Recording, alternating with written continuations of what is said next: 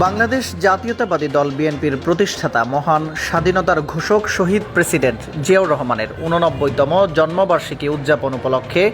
সোনাগাজী উপজেলা ও পৌর বিএনপি এবং সহযোগী সংগঠনের আয়োজনে আলোচনা সভা ও দোয়া মাহফিল অনুষ্ঠিত হয়েছে।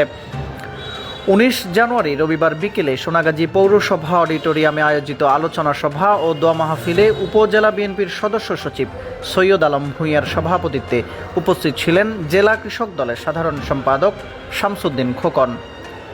পৌরসভা বিএনপির সদস্য সচিব নিজাম উদ্দিনের সঞ্চালনায় এ সময় উপস্থিত থেকে বক্তব্য রাখেন পৌর বিএনপির আহ্বায়ক মঞ্জুর হোসেন বাবর,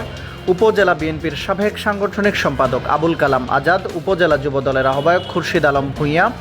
জেলা যুবদলের যুগ্ম আহ্বায়ক দাউদুল ইসলাম মিনার, নবাবপুর ইউনিয়ন পরিষদের চেয়ারম্যান জহিরুল আলম জহির, জিসাস কেন্দ্রীয় কমিটির সহসভাপতি সেলিম রেজা,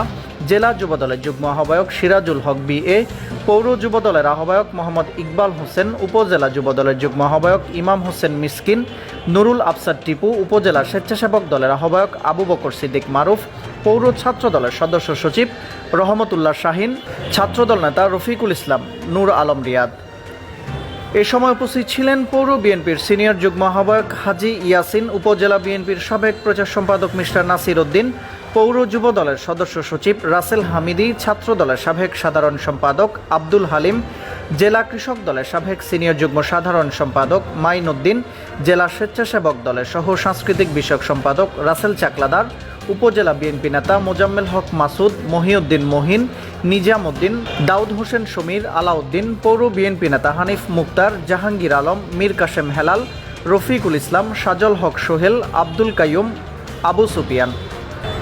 এ সময় আর উপস্থিত ছিলেন তাঁতি দল নেতা শাহজাহান ফিরোজ, মৎস্যজীবী দল নেতা আব্দুল আওয়াল সজীব, আবুল কালাম, শ্রমিক দল নেতা ইমরান হোসেন, নিজাম উদ্দিন, পৌর স্বেচ্ছাসেবক দল নেতা মাইনুদ্দিন ও সালাউদ্দিন প্রমুখ।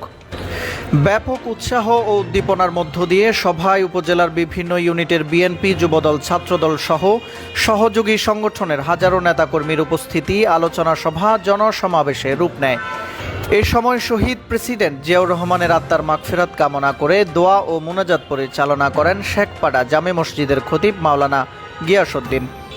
বিএনপির চেয়ারপারসন বেগম খালেদা জিয়া ও ভারপ্রাপ্ত চেয়ারম্যান তারেক রহমানের জন্য দোয়া কামনা করে আগামী নির্বাচনে বিএনপিকে রাষ্ট্রীয় ক্ষমতায় অধিষ্ঠিত করতে মাঠ পর্যায়ে সকলকে ঐক্যবদ্ধভাবে কাজ করার আহ্বান জানান বক্তারা। প্রতিনিধির পাঠানো তথ্য ও ছবিতে ডেস্ক রিপোর্ট, MTV নিউজ।